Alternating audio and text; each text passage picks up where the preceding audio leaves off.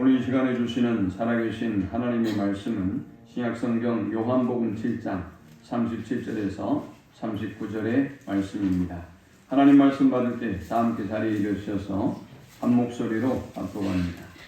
명절 끝날 곧 큰 날에 예수께서 서서 외쳐 이르시되 누구든지 목마르거든 내게로 와서 마시라.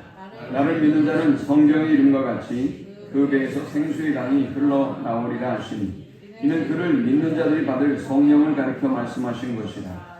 예수께서 아직 영광을 받지 않으셨으므로 성령이 아직 그들에게 계시지 아니하시더라. 아멘. 노틀담 대학과 예일 대학 그리고 하버드 대학에서 가르쳤던 헨리 나우엔이라고 하는 석학은 어느 날 잠에서 깨보면서 큰 충격을 받습니다.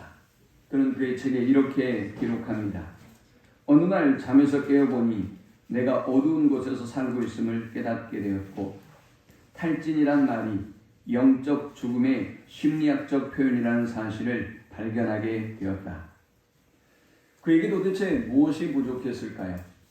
많은 사람들이 존경하는 가장 최고의 석학이 많은 사람들이 그에게서부터 학문을 진리를 배우고자 사모했던 그 석학이 도대체 무엇이 부족해서 어느 날 자신의 인생을 돌아보니 어두움 속에 있었고 심리학에서 말하는 영적 죽음이라고 하는 탈진의 상태에 있다고 자신의 삶을 고백했을까요?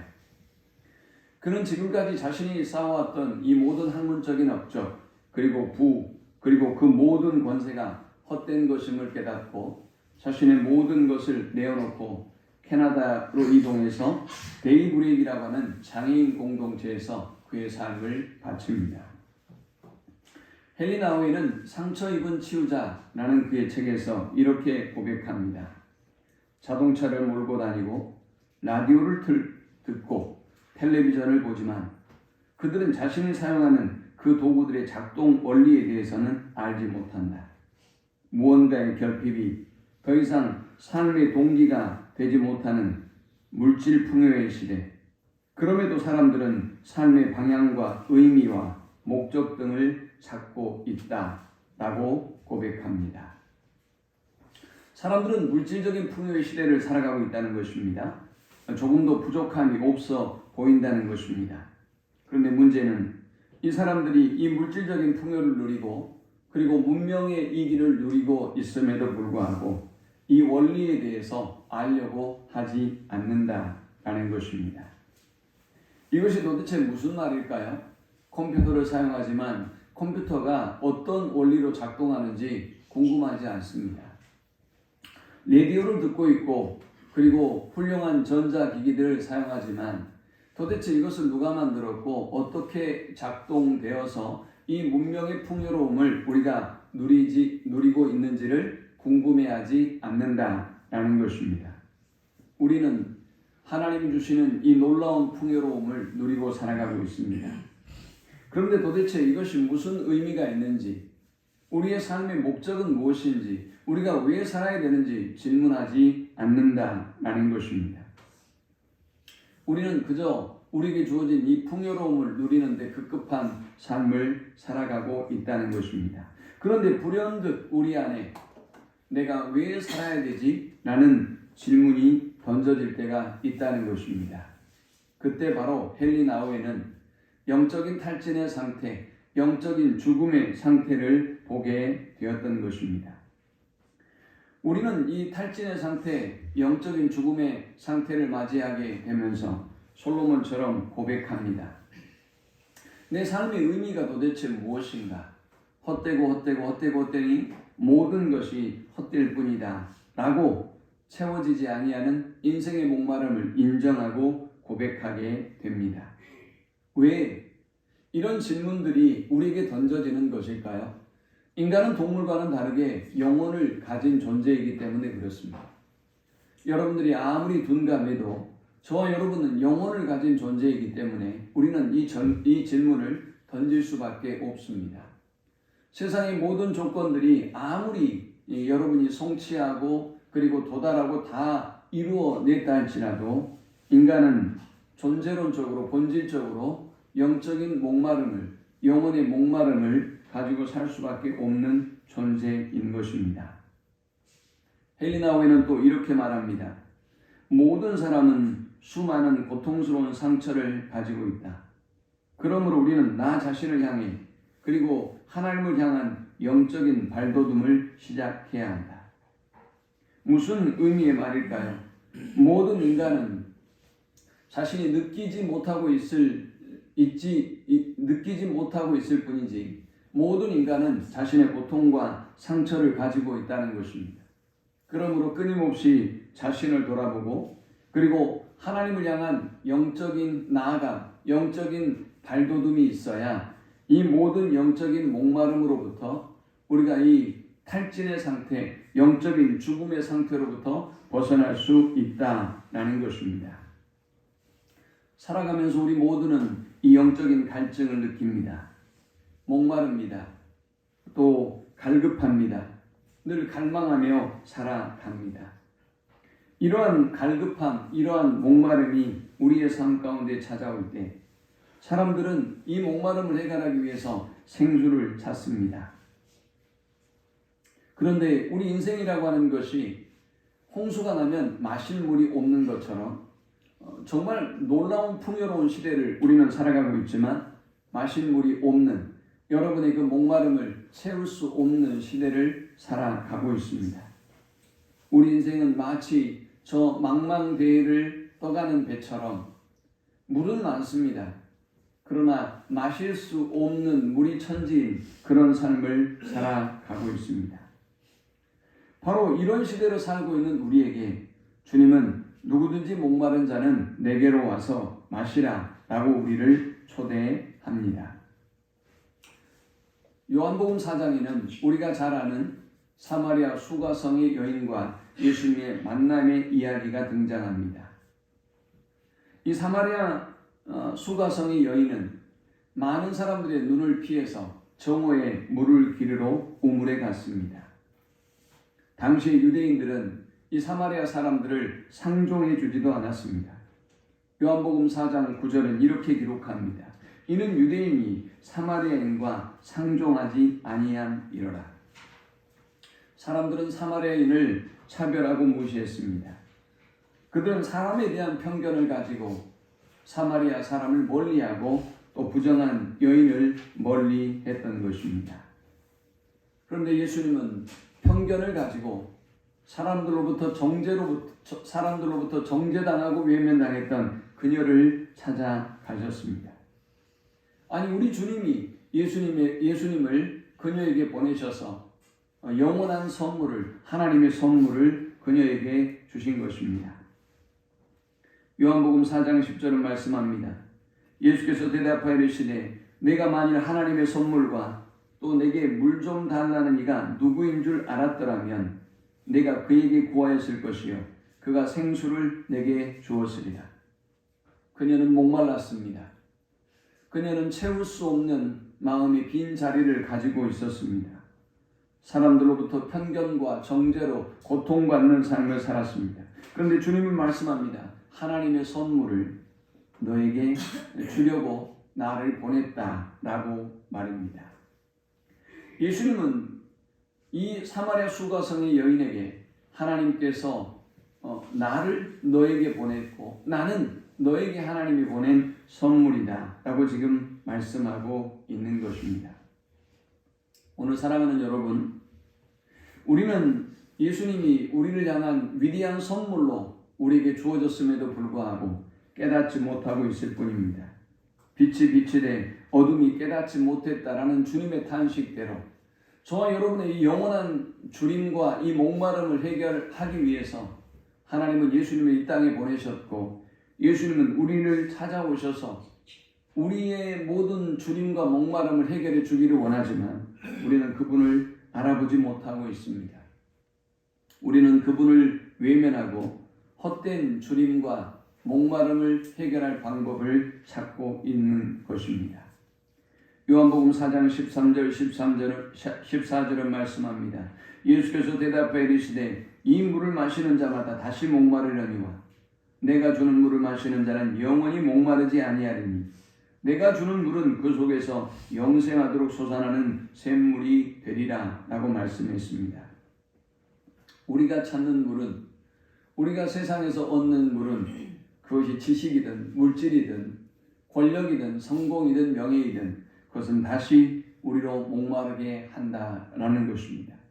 그러나 예수님이 주는 이 생명의 생수를 마실 때야 이제 우리는 영원히 목마르지 아니하는 복과 은혜를 누리게 된다라는 것입니다.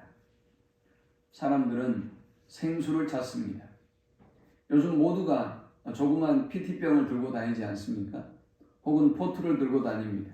누구든지 길을 행할 때면, 여행을 할 때면 물을 들고 다닙니다. 그러나 그 조그만 PT병에 담겨있는, 보온병에 담겨있는 그 물이 여러분의 영원한 목마름을 해결해 줄 수는 없는 것이죠.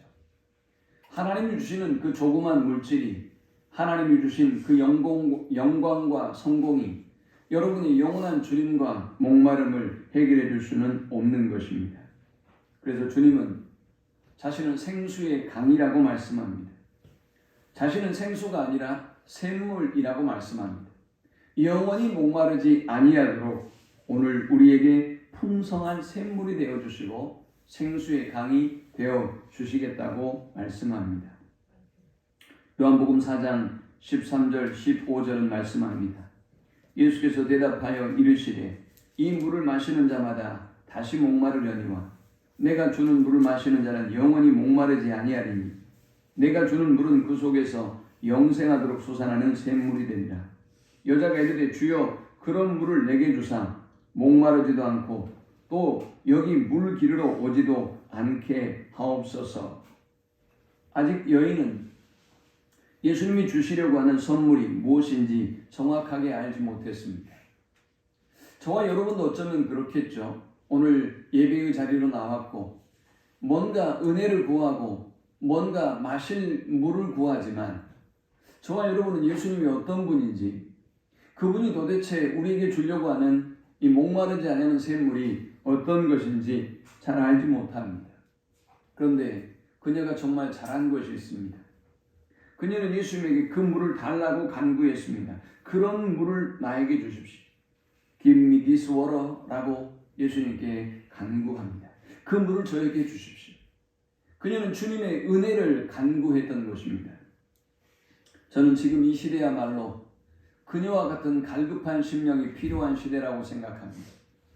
세상의 헛된 그 잠깐의 목을 축릴 만한 것들에 우리가 마음과 생각을 빼앗기고 영적인 주님과 영적인 목마름을 잃어버린 채 나의 이 문제를, 나의 인생의 문제를, 나의 주님과 목마름을 해결해 줄 분이 내 앞에 계심에도 불구하고 내 앞에서 내게 분명히 그 물을 주시겠다고 약속하고 있지만 우리는 지금 헛된 곳에 마음과 생각을 빼앗기며 살아가고 있는 것입니다. 예수님은 이제 그런 물을 달라고 하는 여자에게 물을 주셔야 되는데 물을 주지 않습니다. 예수님은 그녀에게 말씀합니다. 이르시되 가서 내 남편을 데려오라. 4장 16절의 말씀입니다. 참 예수님이 야속하기도 합니다. 아니 지금 영원히 목마르지 않는 샘물에 대해서 말씀했고 그 물을 달라고 은혜를 구하는데 주님은 그녀가 가장 이야기하고 싶지 않은, 언급하고 싶지 않은 가장 큰 약점을 건드립니다. 너의 남편을 데려오라 라는 것입니다. 그녀는 이미 5번 결혼에 실패했던 여인입니다. 세상에 어떤 여인이 결혼에 5번이나 실패하고 싶은 사람이 있었겠습니까? 아니 그 정도로 실패하고도 또 다른 가정을 꿈꾸고 또 결혼하기를 원하는 여인이 또 어디 있겠습니까? 그녀는 어찌되었건 5번 실패했고 그리고 지금 6번째 남편과 살고 있습니다. 주님은 그녀에게 말씀하신 것입니다. 너의 남편을 데려오라. 주님은 도대체 왜 그렇게 말씀하셨을까요? 주님은 생수를 주시기는커녕 그녀의 약점을 건드린 이유가 있었습니다. 그녀가 목마르았던 그 원인, 그 근본적인 이유를 깨닫게 하기 위함이었습니다. 사랑하는 여러분, 저와 여러분이 지금 줄이고 목마르고 있다고 한다면 돈이 부족해서가 아닙니다. 여러분에게 지식이 부족해서도 아니죠. 여러분에게 날마다 일용할 양식이 없기 때문에 그런 것이 아닙니다. 우리나라의 정치적 현실을 보십시오. 온통 아우성이지 않습니까? 무엇이 부족한 것입니까? 시스템이 부족한 것입니까? 지혜로운 국민이 부족한 것입니까? 우리가 법과 제도가 잘못된 것입니까? 참 위대한 나라, 위대한 시스템 속에서 살고 있음에도 불구하고 우리는 끊임없이 부족하다고 아우성치고 있습니다. 주님은 행복한 가정을 꾸리기를 원했지만 그런데 그녀의 문제가 도대체 무엇이었는지 바로 이 질문을 통해서 보여주기를 원했던 것입니다. 그녀는 깨닫습니다. 주여, 주님은 내가 보니 선지자입니다. 라고 주님 앞에 고백합니다. 여인은 이 짧은 대화 속에서 주님이 자신의 모든 것을 알고 있다는 것을 깨달았기 때문입니다. 사랑하는 여러분, 저와 여러분의 상처와 고통을 주님께 낱낱이 고하지 않아도 주님은 모두 다 알고 있습니다. 주님은 도대체 우리가 무엇이 줄이고 목마른지 이미 알고 있습니다. 주님은 저와 여러분의 이 목마름과 주님이 어떻게 해결될 수 있는가도 알고 있습니다. 예수님은 우리에게 생수를 주시기 전에 저와 여러분의 진정한 목마름의 원인이 무엇인가를 알기 원하신다는 사실, 저와 여러분이 그것을 발견하기 원한다는 사실을 기억하셔야 합니다. 그 목마름의 원인을 발견하지 못하는 한 우리는 아무리 벌어도 줄일 것입니다. 우리는 아무리 성공하고 아무리 높은 자리에 이르러도 여전히 목마를 것입니다. 히딩크 감독이 그렇게 이기고도 나는 여전히 목마르다라고 했던 것처럼 우리는 끊임없이 목마를 수밖에 없는 것입니다. 그녀는 이제 예수님께 이렇게 질문합니다. 요한복음 4장 20절에 우리 조상들은 이 산에서 예배하였는데 당신들의 말은 예배할 곳이 예루살렘에 있다 하더이다 했습니다. 그녀는 이제 이 진정한 목마름을 해결하기를 원했습니다. 그래서 어떻게 예배해야 되는지를 지금 묻고 있는 것입니다. 나의 이 목마름을 해결해 주실 분이 하나님이신데 내가 어떻게 하나님 앞에 예배해야 이 목마름이 해결될 수 있을까요? 라고 지금 묻고 있는 것입니다. 어디서 예배해야 하는가? 오늘 우리는 이 교묘한 질문을 던집니다. 인생의 질문이 어디에서 예배해야 되는가? 어떻게 예배해야 하는가의 문제라고 우리는 생각합니다. 그래서 더러 사람들은 교회를 옮겨 다니기도 하고 여러분의 구미에 맞는 설교를 찾기도 합니다. 여러분의 방식대로 하나님을 만들고 저와 여러분의 방식대로 하나님을 믿습니다. 하나님을 만나면 하나님을 만나려면 어디로 가야 합니까? 라는 질문과 같은 것입니다. 이제 그녀는 하나님에 대한 갈급한 마음을 가지고는 있었지만 하나님 앞에 어떻게 나아가야 하는지를 알지 못했던 것입니다. 예수는 그녀에게 예수께서 이르시되 여자여 내 말을 믿으라. 이 산에서도 말고 예루살렘에서도 말고 너희가 아버지께 예배할 때가 이르리라. 아버지께 참되게 예배하는 자들은 영과 진리로 예배할 때가 오나니 곧 이때라 라고 말씀하셨습니다. 여러분의 목마름이 있습니까? 여러분의 주림이 있습니까? 여러분의 인생의 고통과 아픔의 문제가 있습니까? 어떻게 하여야 이 목마름과 이 주림이 이 고민이 해결될 수 있습니까? 라고 주님 앞에 나아가십니까? 왜 하나님이 저의 이 인생의 문제를 해결해 주지 않습니까? 라는 질문을 가지고 나아가십니까? 주님은 그런 저와 여러분에게 이렇게 말씀합니다. 아버지께 참되게 예배하는 자들은 영과 진리로 예배할 때가 오나니 곧 이때라. 아버지께서는 자기에게 이렇게 예배하는 자를 찾으십니다. 하나님은 영과 진리로 예배하는 사람들을 만나시고 그들을 찾으시고 그들을 마치 시냇가에 심은 나무처럼 부족함이 없는 삶을 누리도록 만들어 주십니다. 하나님은 그렇게 예배하는 자를 찾으시고 시편 23편에서 다윗이 고백했던 것처럼 부족함이 없는 인생을 살아갈 수 있도록 만들어 주시는 것입니다. 요한복음 4장 25절에 사마리아 여인은 이제 생수의 근원에 좀 더 다가서게 됩니다. 메시아 곧 그리스도라는 이가 오실 줄을 내가 아노니 그가 오시면 모든 것을 우리에게 알려주시리이다. 여인은 나름대로의 성경적인 지식을 가지고 있습니다. 하나님에 대한 지식을 가지고 있습니다. 메시아가 오신다는데 그분이 오면 모든 것을 가르쳐 주시겠지요? 라고 지금 예수님께 질문하고 있는 것입니다. 예수님은 말씀하셨습니다. 내가 바로 그다. I who speak to you am he 라고 말씀하셨습니다. 지금 말하고 있는 내가 바로 그다 라고 주님은 그녀에게 말씀하신 것입니다. 바로 나를 만나면, 바로 나를 믿으면 너가 그 영원한 목마름이 해결될 수 있다 라고 주님은 말씀하고 있는 것입니다. 오늘 본문 37절로 가겠습니다. 명절 끝날고 큰 날에 라고 본문은 시작합니다. 이 명절은 초막절을 말합니다.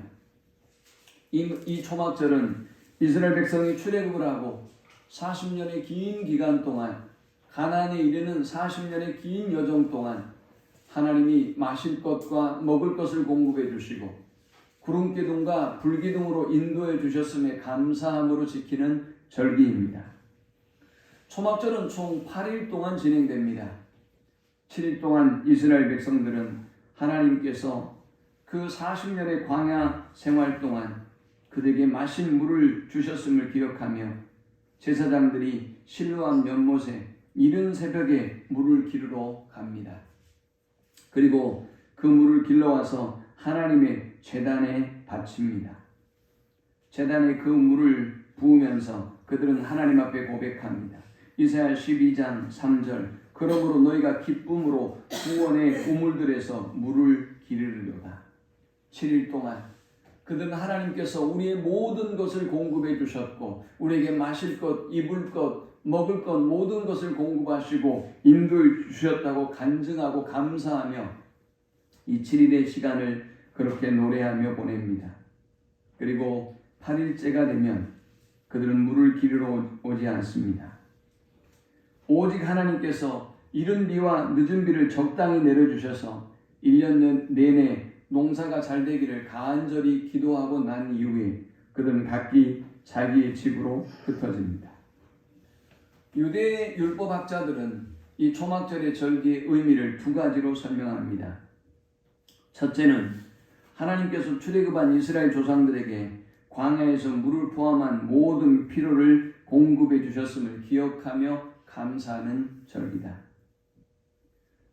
이들은 감사하며 기뻐할 뿐만이 아니라 앞으로 우리의 모든 삶에도 하나님께서 이렇게 동일한 은혜로 공급해 주실 것이라는 기대와 소망을 가지고 이 초막절을 지킵니다.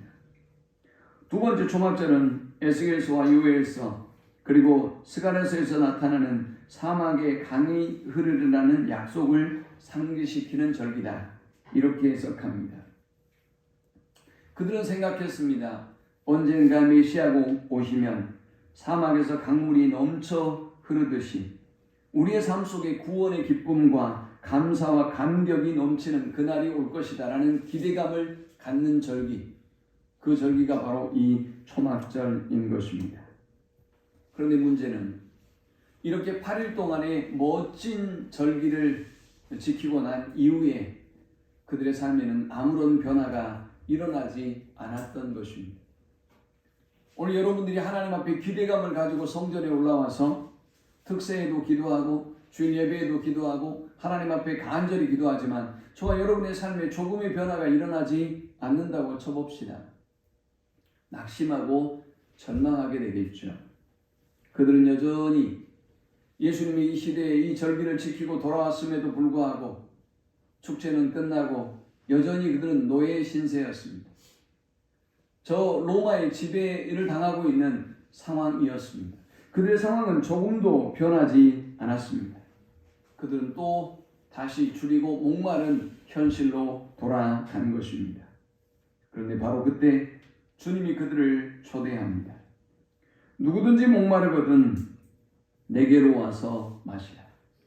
이 말씀은 우리 모든 인간이 누구나 다 목마름을 가지고 살아가는 존재다라는 말씀입니다. 그래서 주님은 누구든지 내게로 와서 마시라 라고 말씀하고 있습니다. 이 누구든지에는 가난한 사람, 부자, 그리고 남자, 여자, 유대인, 헬라인, 그리고 대제사장, 빈부, 기천을 막론하고 모든 사람이 해당하는 말씀입니다. 다만 그들이 내가 줄이고 목마른 존재인지를 아느냐 알지 못하느냐의 차이일 뿐인 것입니다.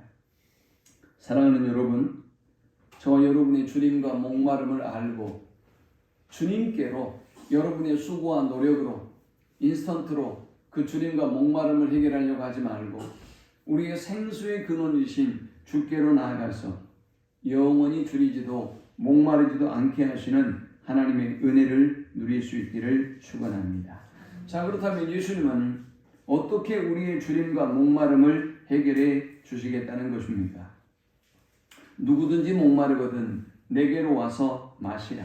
나를 믿는 자는 성경의 이름과 같이 그 배에서 생수의 강이 흘러나오리라 라고 말씀합니다.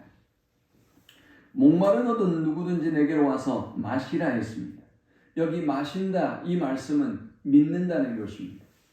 예수님을 믿는다라는 것이 바로 마신다라는 단어로 설명되어 있습니다.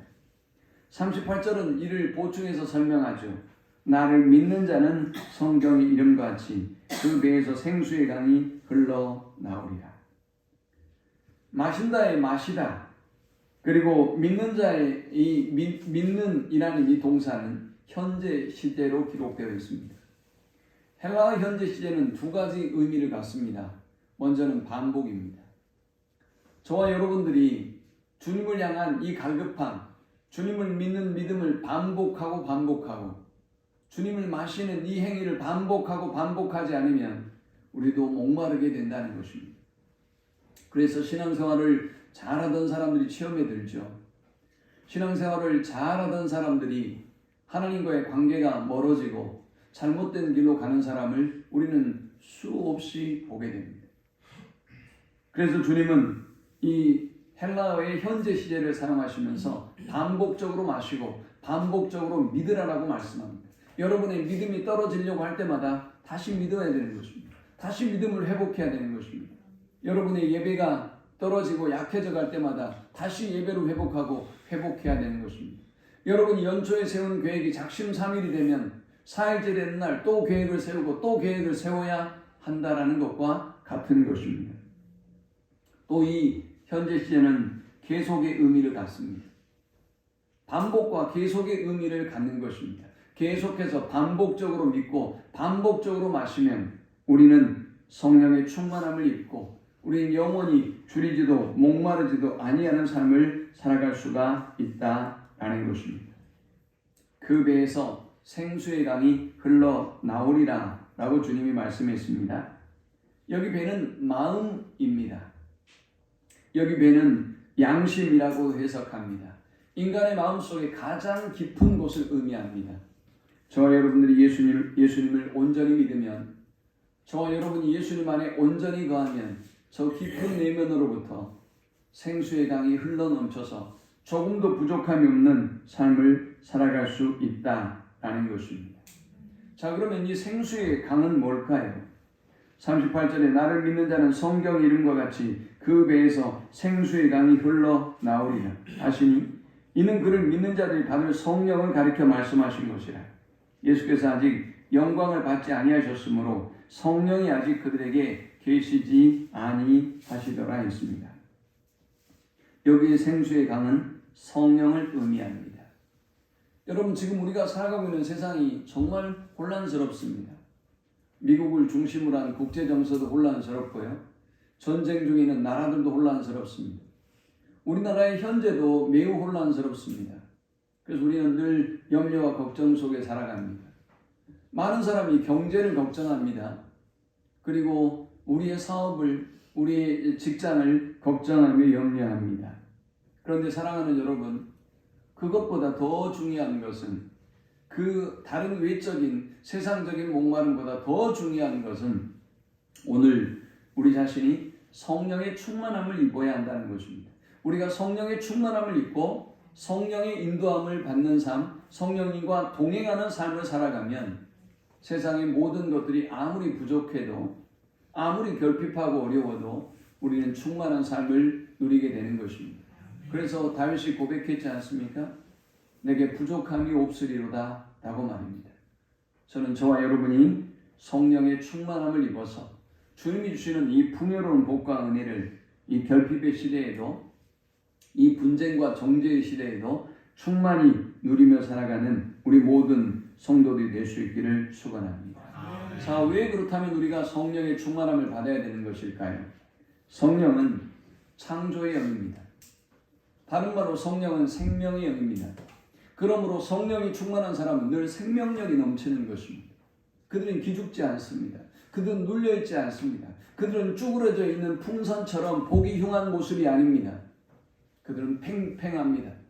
마치 터질 듯한 풍선처럼 하나님의 은혜와 감사의 조건들로 충만한 삶을 살아가는 것입니다. 성령이 충만할 때 우리는 세상의 모든 것이 아무리 부족하고 결핍해 보여도 하나님이 주시는 이 놀라운 생명의 능력으로 충만한 삶을 살게 되는 것입니다. 왜 우리가 성령으로 충만한 삶을 살아야 될까요? 왜 성령이 생수와 같이 우리를 부족함이 없는 삶으로 인도하는 것일까요? 요한복음 16장 8절은 성령의 역할에 대해서 이렇게 설명합니다. 성령은 죄에 대하여, 의에 대하여, 세상에 대하여, 심판에 대하여 세상을 책망한다라고 했습니다. 우리가 성령의 충만함을 입으면 성령이 여러분 자신을 책망합니다. 성령님과 동행하지 못하고 성령의 충만함을 입지 못하면 하나님의 말씀이 걸림돌이 됩니다. 여러분에게. 하나님의 말씀이 들려도 그 말씀이 여러분에게 시험거리가 됩니다. 저건 하나님의 말씀으로 들리지 않습니다. 저건 목사님의 말씀이야. 목사님이 오늘 나를 치셨구만 이라고 생각하는 것입니다. 그런데 성령이 충만한 사람은 하나님이 여러분에게 주시는 음성을 듣습니다. 주변 환경과 상황 속에 주시는 하나님의 음성을 듣습니다. 우리의 믿음의 동역자들이 들려주는 하나님의 음성을 듣습니다. 그러니 성령의 충만함을 받아야만 우리는 내 자신의 모습을 보고 나의 연약함과 나의 죄를 바라볼 수 있게 되는 것입니다. 또 왜 우리가 성령으로 충만한 삶을 살아야 되는 것일까요? 세 번째는 성령은 우리를 거듭나게 하며 우리가 하나님의 자녀가 되게 하시기 때문입니다. 성령은 우리를 거듭나게 만듭니다. 하나님의 사람으로 만들어 줍니다. 요한복음 3장에는 산헤드린 공회원이었던 니고데모가 예수님을 찾아옵니다. 어떻게 해야 내가 하나님의 나라에 들어갈 수 있습니까? 라고 질문하죠. 예수님은 그에게 말씀하셨습니다. 사람이 물과 성령으로 거듭나지 아니하면 하나님의 나라에 들어갈 수 없다. 그런데 안타깝게도 니고데모가 믿었는지 안 믿었는지, 거듭났는지 거듭나지 않았는지 그 다음에 내용은 등장하지 않습니다. 오늘 본문에 등장합니다. 예수님이 이렇게 하나님의 말씀을 선포하자 사람들의 반응은 놀라웠습니다. 7장 45절에 보니까 아랫사람들이 대제사장들과 바리새인들에게 오니 그들이 묻되 어찌하여 잡아오지 아니하였느냐. 44절에 보니까 이 바리새인과 대제사장들이 예수의 말씀을 듣고 그를 체포하려고 합니다. 아랫사람들을 보냈습니다. 그런데 이 아랫사람들이 두려움에 떨어서 예수님을 잡아오지 못했습니다.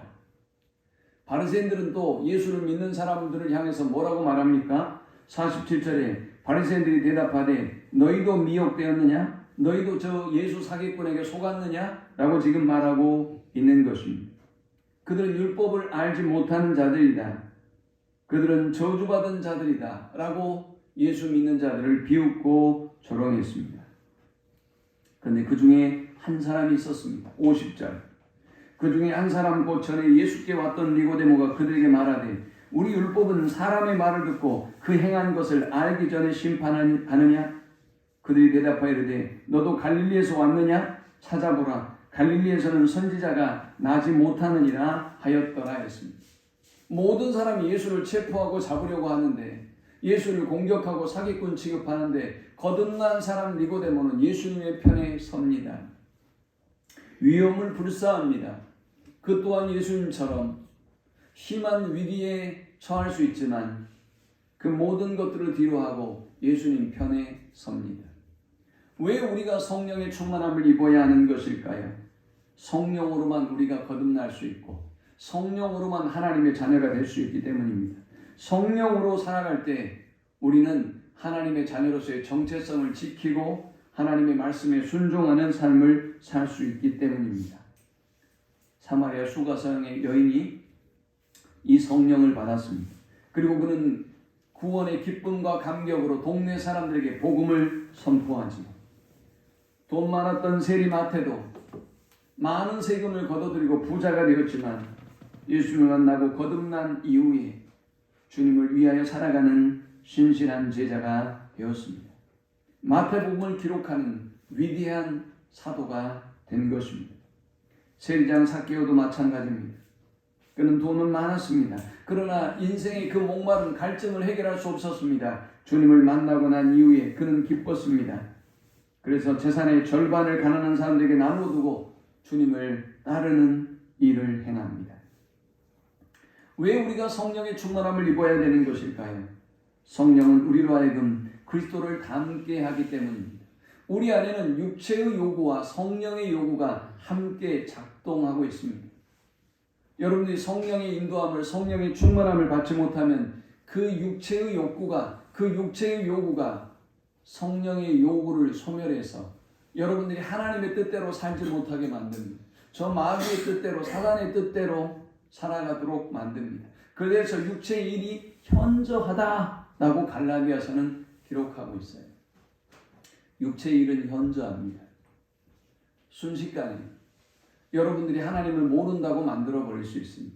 순식간에 여러분들이 하나님이 신실한 일꾼이고 충성된 사람이었어도 순식간에 돌변해서 육체의 사람으로 변하게 만드는 힘이 이 육체의 요구에게는 있는 것입니다.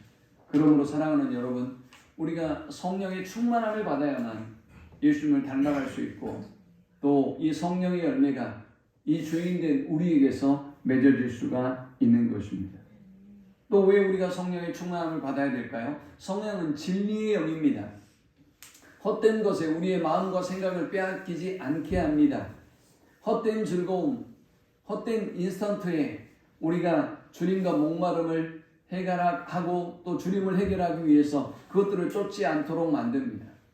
저와 여러분이 주님을 쫓고 주님의 말씀을 쫓고 영원한 생수이신 주님을 갈망하는 삶을 살아가도록 만들어주는 것입니다. 그러므로 성령의 충만함을 입어서 진리를 쫓는 우리 모두가 될 수 있기를 축원합니다. 이 말씀을 맺습니다. 예수님은 오늘 목마르고 주린 인생인 우리를 초대합니다.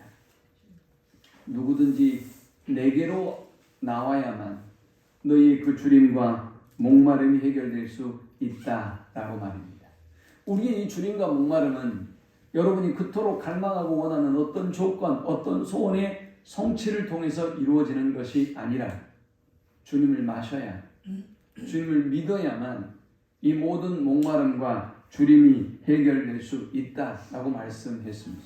우리가 주님을 믿고 만나면 그저 여러분의 그 목마름을 잠깐 적시는 것이 아니라 저 우리의 내면의 깊은 곳에서부터 생수의 강이 흘러 넘치게 하겠다라고 말씀하셨습니다. 우리가 온전히 주님을 믿고 주님 안에 거하면 주님은 우리에게 성령의 충만함을 주셔서 성령이 주시는 저 깊은 내재적인 기쁨과 감격과 은혜로 충만한 삶을 살게 될 것이다 라는 것입니다. 세상의 변화와 변혁을 꿈꾸기보다 여러분에게 어떤 하나님의 능력이 작동해서 하나의 사건과 문제가 해결되기보다 하나님의 얼굴을 구하고 성령을 구해서 성령의 충만케 하심으로 여러분의 삶 속에 생수의 강이 흘러넘치는 우리 모두가 되실 수 있기를 축원합니다. 우리 함께 기도합시다.